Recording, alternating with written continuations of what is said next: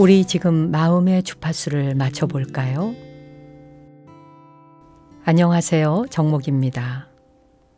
마음 비타민을 충전하는 오늘의 오디오 클립 시작하겠습니다.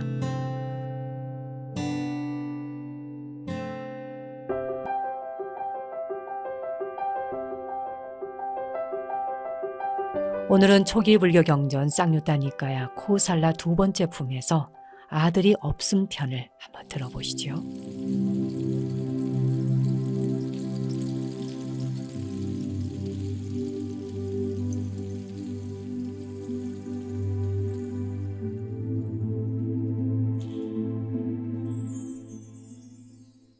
이와 같이 나는 들었다. 한때 세존께서 사위성의 제따바나에 있는 아나따빈티카 성원에 계셨다. 그때 코살라국의 파사익 왕이 대낮에 세존께서 계신 곳으로 찾아왔다. 가까이 다가와 세존께 예배를 올리고 한쪽으로 물러앉았다. 그때 세존께서 대왕이여, 이 바쁜 시간에 웬일로 찾아오셨습니까? 하고 물으셨다. 세존이시여, 사위성에서 어떤 백만장자가 죽었습니다. 그 사람에게는 자식이 없으므로 내가 그의 유산을 몰수해서 왕궁으로 모두 가져다 놓고 오는 길입니다. 그 사람에게는 금이 800만 냥이나 있는데 은은 말해서 못하겠습니까? 그 백만장자는 쌀겨로 만든 죽을 먹고 살았고 새 조각으로 기운 대마 옷을 입었으며 나무 잎으로 덮개를 한 낡은 수레를 타고 다녔습니다. 그러자 세존께서 말씀하셨다. 대왕이여, 그렇습니다. 비천한 사람은 막대한 부를 얻어도 스스로를 즐겁게 하지 못하고 기쁘게 하지 못하며 부모를 즐겁게 하지 못하고 기쁘게 하지도 못하며 처자를 즐겁게 하지 못하고 기쁘게 하지도 못하며 하인과 심부름꾼과 고용인을 또한 친구를 수행자나 성직자를 즐겁게 하지도 못하고 기쁘게 하지도 못합니다. 하늘나라에 태어나게 하는 보시를 하지도 못합니다. 그의 그런 재산들이 이와 같이 올바로 사용되지 않으면 국왕에게 몰수되고 도적에게 빼앗기며 불에 타고 물에 떠내려가게 되고 자신의 마음에 들지 않는 상속인에게 박탈당하게 됩니다. 대왕이여, 재산이 올바로 쓰여지지 않는다면 이와 같이 두루 사용하지 못하고 없어져 버리고 맙니다. 대왕이요, 예를 들어 사람이 없는 지역에 연못이 있으면 그 물이 깨끗하고 시원하고 맛이 좋고 색깔이 투명하고 제방이 잘 갖추어져서 아름답다 하더라도 그 물을 사람이 나르지 못하고 마시지 못하고 목욕도 하지 못하고 인연에 따라 사용하지도 못할 것입니다. 대왕이요, 그 물이 올바로 쓰여지지 못한다면 이와 같이 두루 사용되지 못하고 없어져 버리고 맙니다. 이같이 비천한 사람은 막대한 부를 얻어도 스스로를 즐겁게 하지 못하고 기쁘게 하지도 못하며 그 누구에게도 제대로 쓰여지지를 못합니다. 그의 그런 재산들이 이와 같이 올바로 쓰여지지 않으면 국왕에 의해 몰수되고 도적에게 빼앗기고 불에 타고 물에 떠내려가게 되며 자신의 마음에 들지 않는 상속인에게 박탈당하게 됩니다. 대왕이여, 재산이 올바로 쓰여지지 않는다면 이와 같이 두루 사용되지 못하고 없어져 버리는 것입니다. 착한 사람은 막대한 부를 얻으면 스스로를 즐겁게 하고 기쁘게 하며 부모를 즐겁게 하고 기쁘게 하며 처자와 하인과 심부름꾼과 고용인과 성직자와 수행자에 대해 즐겁게 하고 기쁘게 하여 하늘나라에 태어나게 하는 보시를 하게 됩니다. 대왕이여, 예를 들어서 촌락이나 또는 도회지에서 멀지 않은 곳에 연못이 하나 있어 그 물이 깨끗하고 시원하고 맛이 좋고 색깔이 투명하고 제방이 잘 갖추어져 아름답다면 그 물을 사람들이 나르기도 하고 마시기도 하고 목욕도 하고 인연에 따라 사용할 것입니다. 대왕이여, 그 물이 올바로 쓰여지면 이와 같이 없어져 버리지 않고 두루 알맞게 사용됩니다. 이렇게 착한 사람은 막대한 부를 얻으면 스스로를 즐겁게 하고 기쁘게 하며 부모와 하인과 심부름꾼과 고용인과 친구와 수행자나 성직자에 대해 즐겁게 하고 기쁘게 하여 위로 올라가서 하늘나라에 인도되며 좋은 과보를 받게 되고 하늘나라에 태어나게 되는 보시를 합니다. 그의 그러한 재산이 이와 같이 올바로 쓰여지면 국왕에 의해서 몰수되지도 않고 도적에게 빼앗기지도 않고 불에 타지도 않고 물에 떠내려가지도 않고 자신의 마음에 들지 않은 상속자에게 박탈당하지도 않습니다. 대왕이여, 재산이 올바로 쓰여지면 이와 같이 없어져 버리지 않고 두루 사용됩니다.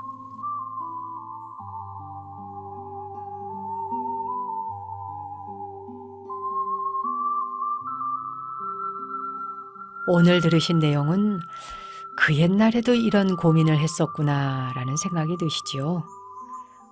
요즘에 우리가 겪고 있는 또 우리의 현실에도 이런 일이 많이 있지 않습니까? 코살라국의 국왕인 파사이 왕이 이제 백만장자가 죽었습니다. 그러니까 거부장자가 죽었으니 이제 장례식장을 갔겠죠. 근데 그 사람이 죽었는데 정말 이 사람이 살다간 행색이 너무 초라한 거예요. 금이 800만 냥이나 있고 금 800만 냥이니 은이나 돈 같은 건 말해서 못하겠습니까, 부처님. 그러니 그 사람의 재산은 뭐 부동산부터 현금부터 뭐 주식 투자부터 대단했습니다. 근데 그거를 뭐 상속받을 사람이 없어요. 아들이 없는 사람인 거예요. 그 자기 혼자 돈을 많이 벌어서 거부장자로 살긴 살았는데 돈이 많은 부자래 하는 이름, 명성만 자자했다 뿐이지 그 사람이 평소에 돈 씀씀이에 대해서는 참 불쌍하게 이를 데가 없습니다. 이제 파사이 왕이 그 사람의 재산을 다 국가로 이제 몰수를 해놓고 그리고 가만히 생각하니까 도대체 인간의 삶이라는 게 이게 뭔가. 아침에 눈 뜨면 밤까지 일을 하고 그냥 돈 버느라고 난린데 그렇게 번 돈을 가지고 죽은 뒤에 보니 참 행색도 초라하게 살다 가고 그렇다고 나누고 베풀 줄도 몰라. 자기 자신을 위해서도 쓸 줄 몰라. 남한테 베풀 줄도 몰라. 참 기가 막힌 거예요. 파사이 왕이 어째 인간이 이렇게 불쌍한 인간이 있는가 하는 생각이 들어서 세존을 찾아뵙게 되죠. 세존을 찾아뵈니까 국왕이 뭔가 좀 근심스러운 듯 좀 심각한 표정으로 와서 절을 하고 한쪽에 앉는단 말이죠. 그러니까 부처님께서 낯빛을 가만히 살피다가 아니 왕이시여, 지금 이제 이 시간이면 한참 지금 국사를 돌봐야 되는데 그 시간에 이게 한가하게 사찰을 찾으실 일도 없고 국왕이요, 무슨 일이신데 이렇게 바쁜 시간에 오셨습니까? 이렇게 대화가 시작이 되네요. 그러자 파사이 왕이 부처님, 방금 전에 그 백만장자가 세상을 떠나는 바람에 장례식장에 다녀오고 그에게는 재산을 물려받을 상속인이 없어서 모든 재산을 다 국가로 이제 몰수를 했습니다. 근데 이 사람이 살아온 생애를 보니 말입니다. 백만장자라고 하면서 꽤나 많은 재산을 가지고 있으면서 쌀겨로 겨우 죽을 먹고 살아. 그저 한 끼 죽을 먹고 살고 또 세 조각, 한 조각, 두 조각, 세 조각으로 기운 대마 옷, 마옷인 거죠. 대마 옷을 입고 나뭇잎으로 덮개를 한 낡은 수레를 타고 다녔다고 합니다. 난 아무리 생각해도 이해가 안 갑니다. 뭐 하루에 6끼, 7끼를 먹지는 못한다 할지라도 그래도 뭐 자기가 평소에 건강을 생각해서 뭐 이거 챙겨 먹고 저거 챙겨 먹고 오늘날 왜 현대인들도 몸에 좋다 그러면 뭐든지 다 사다 먹지 않습니까? 뭐 좋은 일에 쓴다라고 하는 좋은 일에 쓸 수 있는 돈이나 재물은 부족해도 내 몸 하나 위해 하는 것에는 아낌없이 투자해서 뭐 사 먹고 사들이고 할 수 있잖아요. 그게 보통 인간이 가진 마음이란 말이에요. 근데 이 사람은 도대체 왜 쌀겨로 만든 죽만 먹고 살았을까? 부처님, 저는 아무리 생각해도 그 사람이 잘 납득이 안 가요. 이런 말이죠. 또 무슨 비단으로 만든 황금 옷을 입지는 못한다 할지라도 몸을 가릴 정도의 적당한 천의 옷은 입을 수 있지 않는가. 근데 이 사람은 겨우 3조각으로 이은 대마 옷, 풀로 엮어 만든 그런 옷을 입고 살았습니다. 돈이 없는 거지들이나 입는 행색이 남루한 그런 옷만 입고 살았습니다. 또한 술에도 말입니다. 나뭇잎으로 만든, 그 나뭇잎 덮개로 그저 얽어서 만든 그런 수레를 타고 다니니 그러다가 죽었습니다. 이 도대체 뭡니까, 부처님? 이런 게 이제 궁금했던 거예요. 그러자 이제 세존께서 비천한 사람은 막대한 부를 얻어도 스스로를 즐겁게 할 줄도 모르고 기쁘게 할 줄도 모른다. 부모를 즐겁게 할 줄도 모르고 기쁘게 할 줄도 모르며 처자를, 하인과 심부름꾼을, 고용인을, 수행자나 성직자를 기쁘게 해주거나 즐겁게 할 줄도 모른다. 사실 이게 성격도 있겠습니다만 사람마다 재물을 벌어들이는 목적도 다르고 재물을 벌어서 쓰는 것도 다르죠. 이 돈이라는 것이 사실 이 물질이라는 게 인간의 덕성, 그 덕의 성품을 키워가기 위한 하나의 방편에 불과한 것인데 마치 우리는 돈, 재물이라는 것이 쌓아두면 안전한 것, 나를 보장해주는 어떤 것으로만 생각하지 않습니까? 그러나 사실 물질이라는 게 무엇이겠습니까? 나를 성장시켜주고 내 주변 사람을 기쁘게 함으로써 더욱더 마음 씀씀이를 넉넉하게 해주기 위해서 재물도 있는 것이고 재산도 있는 것 아니겠습니까? 자기 자신을 위해서도 쓸 줄 모르고 남을 위해서도 쓸 줄 모르는 사람은 마치 재산은 모으기 위해서만 있는 줄 알잖아요. 모으는 즐거움 또한 좋겠지요. 근데 그 모은다는 게 말입니다. 모아두고 묻어둠으로써 자기가 얻는 그 즐거움보다 제때 상황에 따라 잘 쓰여지고 나누고 베풀어질 때 사실 그 재산은 자기에게 더 많아지는 것이거든요. 내가 은행에 저장했거나 창고에 돈을 모아두었다고 합시다. 그럴 때 모아두면 창고가 하나에 불과하겠지만 내가 만약에 10명에게 나누었다면 창고가 10개로 불어나는 게 됩니다. 10개국에 있는 사람을 도왔다면 10개국에 자기의 재물 창고가 생긴 것이에요. 이렇게 재물이라는 것은 수많은 사람들에게 나누고 베풀므로써 온 세상이 다 자기의 재산이 될 수 있는 것이죠. 근데 이런 이치를 깨닫지 못하면 우리는 자신을 위해서도 쓰지 못하고 가족을 위해서도 쓰지 못하고 나와 가족에게도 못 쓰는데 하물며 타인에게 그렇게 넉넉하게 쓸 수 있겠습니까? 못 쓰지요.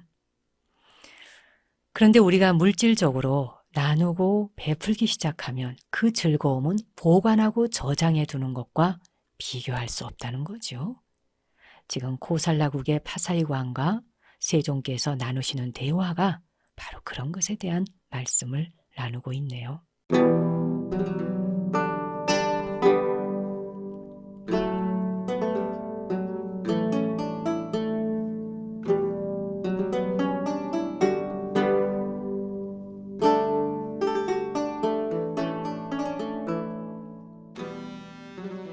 이렇게 보시 또는 나누는 것을 제때 하지 못하는 사람들은 재산을 올바르게 사용하지 못하기 때문에 이자로 나가든지 세금으로 나가든지 국왕에게 몰수되든지 아니면 도적에게 빼앗기든지 누군가에게 사기를 당하든지 불에 타서 없어지든지 물에 떠내려 가든지 이렇게 수재풍재 화재를 겪게 된다는 거죠.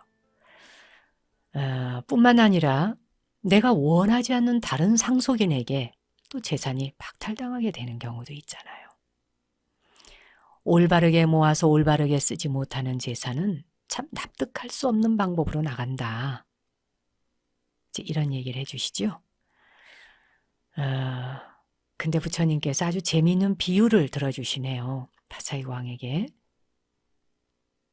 사람이 별로 살지 않는 지역에 큰 연못이 하나 있단 말입니다. 근데 이 물이 굉장히 깨끗하고 시원해요. 맛도 좋고 색깔도 투명하고 제 방도 잘 다듬어져 있어서 너무나 아름다워요.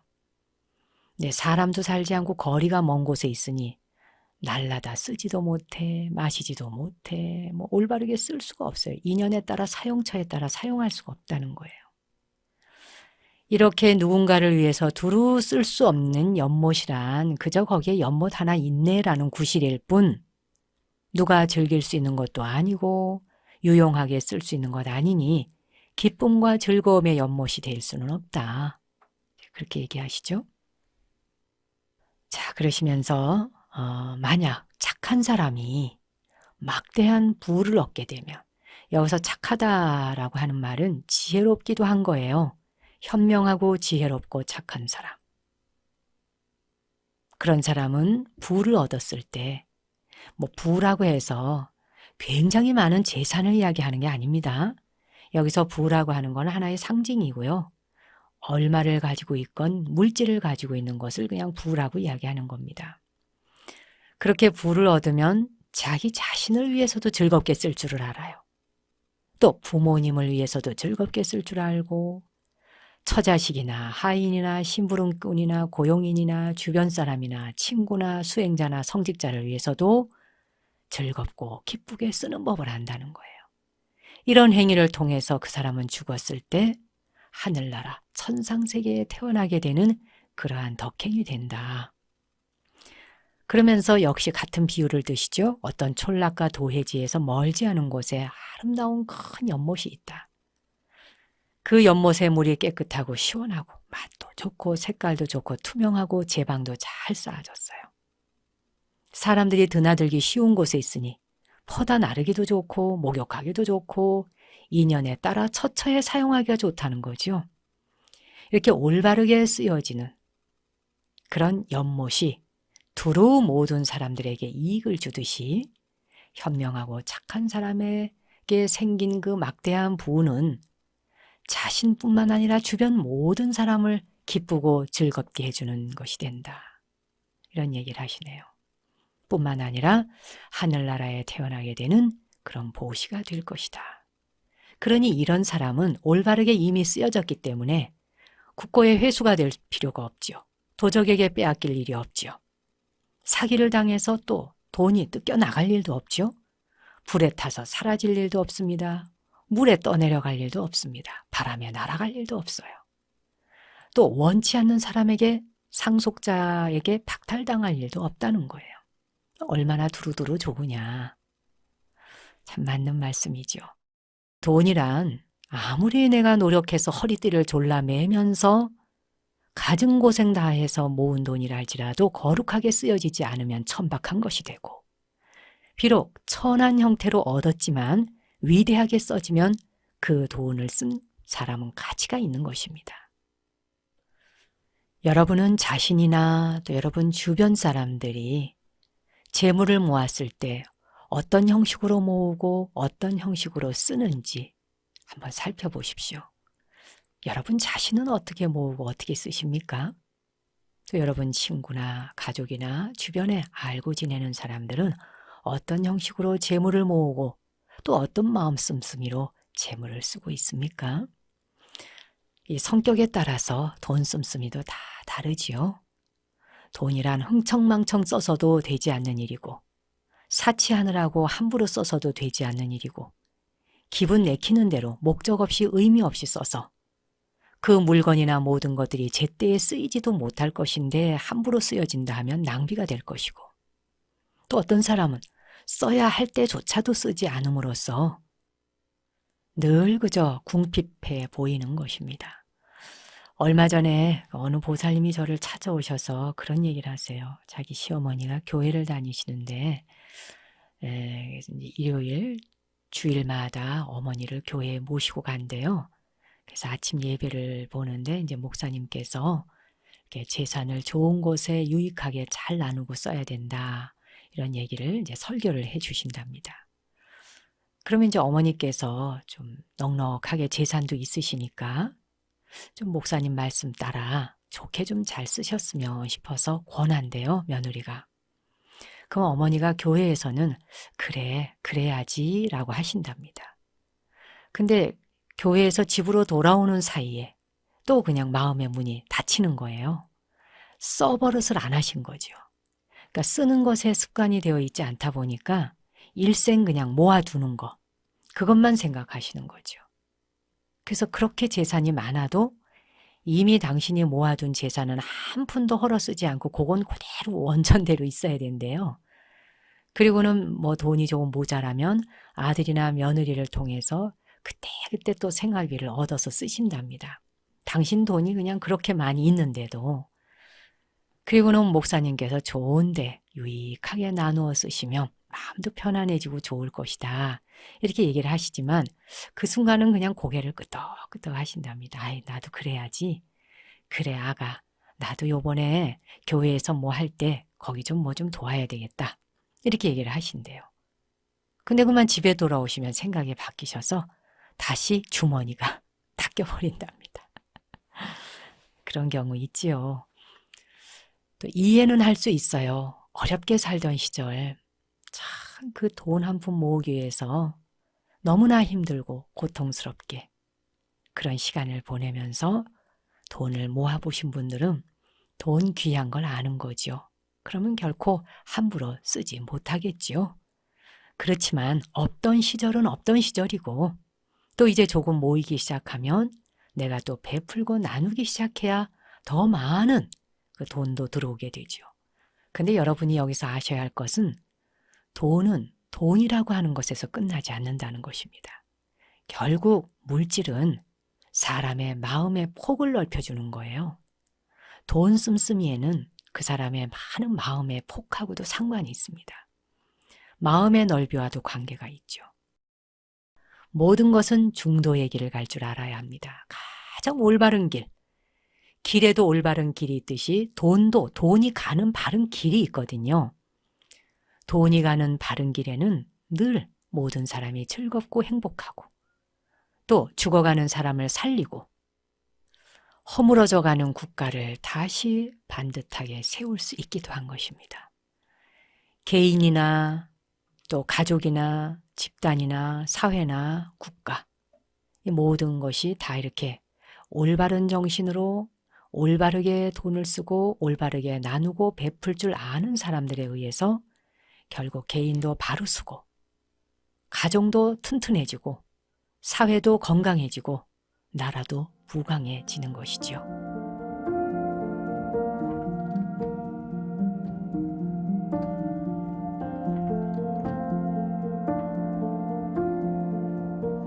아들이 없는 백만장자가 마지막 생애를 마치면서 참으로 불쌍하게 생애를 마친 그것을 안타까워하는 고살라국의 파사이 왕의 파사이 왕과 부처님의 대담을 들려드려 봤는데요. 있거나 없거나 돈의 액수가 중요한 게 아니고 우리의 마음자리가 그렇게 버는 것도 바르게 벌고 쓰는 것도 바르게 써야 한다. 그런 이야기를 부처님 말씀을 빌려서 들려드렸습니다. 일단 우리 유나 회원들은 모두 마음 부자들이시니까요. 여러분의 마음 창고에는 써도 모자람이 없는 그런 창고에 재물이 넘쳐납니다. 그 창고에 있는 재물을 원하는 때에 제때 아무 때나 늘 퍼다 쓰도록 하십시오. 마음자리 열어놓으면 우주법계의 재산이 다 여러분의 것입니다.